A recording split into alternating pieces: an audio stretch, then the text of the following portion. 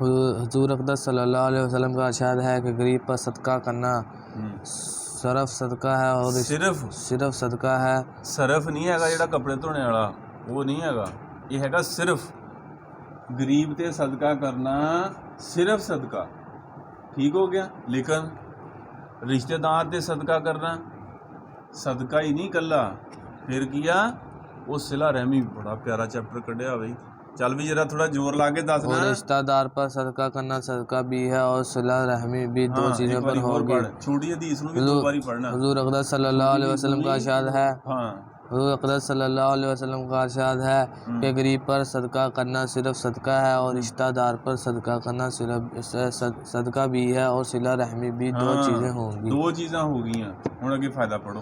جہاں تک اہل قربت رشتہ داروں کا تعلق ہے، ان پر صدقہ عام قربت پر صدقہ سے مقدم ہے اور افضل ہے. نبی کریم صلی اللہ علیہ وسلم سے بہت مختلف روایات میں مختلف عنوانات سے یہ مضمون بھی بہت کثرت سے نقل کیا گیا.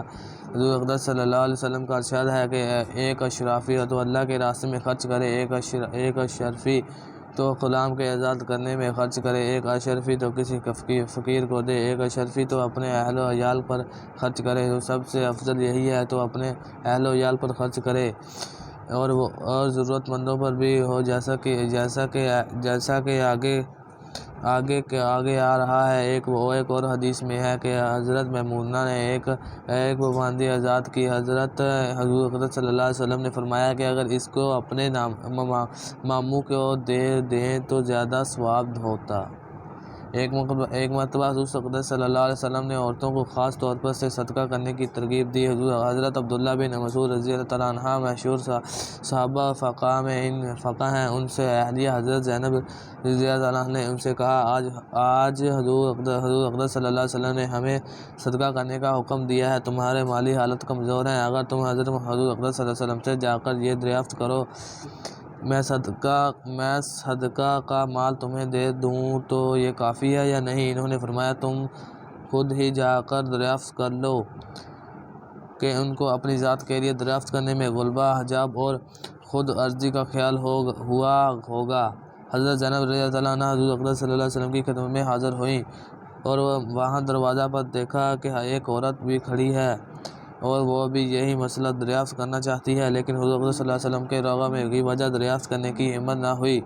اتنے میں حضرت بلال رضی اللہ عنہ آ گئے اور دونوں نے ان کے دریافت کی کہ حضور اقدس صلی اللہ علیہ وسلم سے عزت کر دیں کہ دو عورتیں کھڑی ہیں اور یہ دریافت کرتی ہیں کہ وہ کھڑی ہیں کہ دو کھڑی ہیں اور یہ دریافت کرتی ہیں اگر وہ اپنے خاوند پر اور جو یتیم بچے پر پہلے خاندان ان کے پاس ہیں ان پر صدقہ کر دیں تو یہ کافی ہے.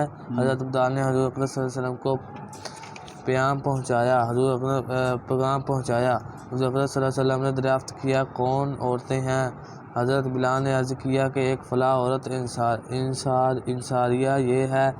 انصار یہ ہے کہ ایک عبداللہ بن مسعود کی بیوی زینب رضی اللہ تعالیٰ عنہ ہے. حضور اقدس صلی اللہ علیہ وسلم نے فرمایا ہاں ان کے لیے دگنا ثواب ہے، صدقہ کا بھی اور قربت کا بھی، قرابت کا بھی.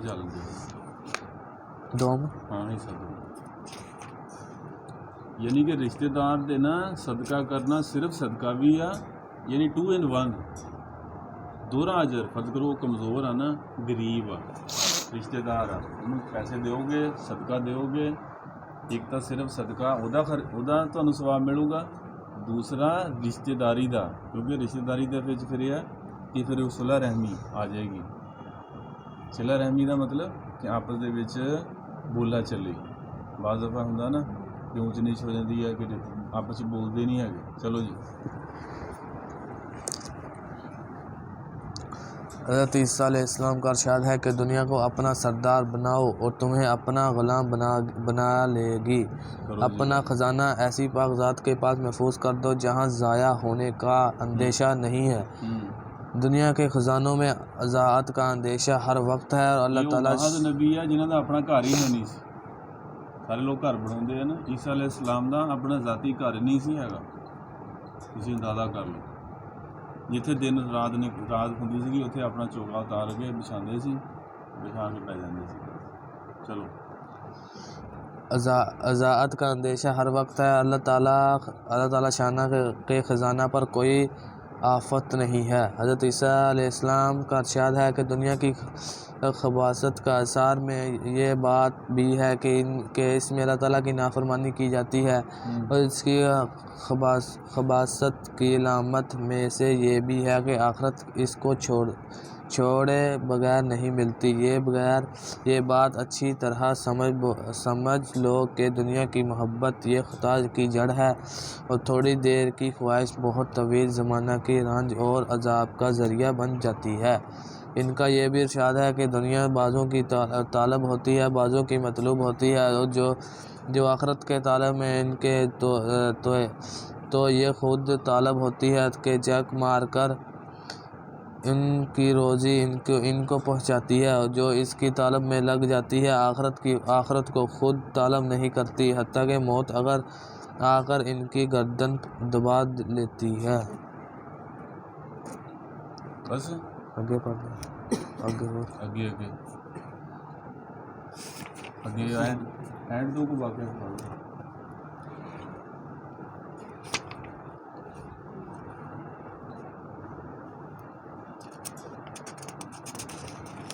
سامان اندر لے آنا شروع کر دو پھر چلو ٹھیک ہے۔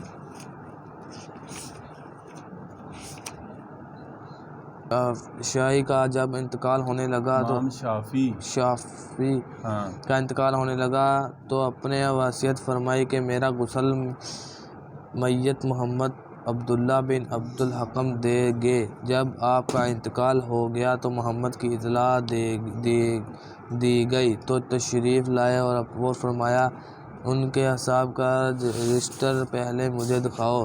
رجسٹر لایا گیا، اس کے جعفر حضرت امام کی ذمہ جو قرضہ لوگوں کا تھا وہ حساب کر کے جمع کیا۔ ان کی قدر 70,000 درہم تھے۔ محمد نے فرمایا کہ یہ سب قرضہ میرے ذمہ ہے۔ میں اپنی ذمہگی کا کاغذ لکھ دیا اور فرمایا کہ میرے غسل دینے سے پہلے مدعا تھی، ان کے بعد ان سارے قرضہ کو ادا کر دیا۔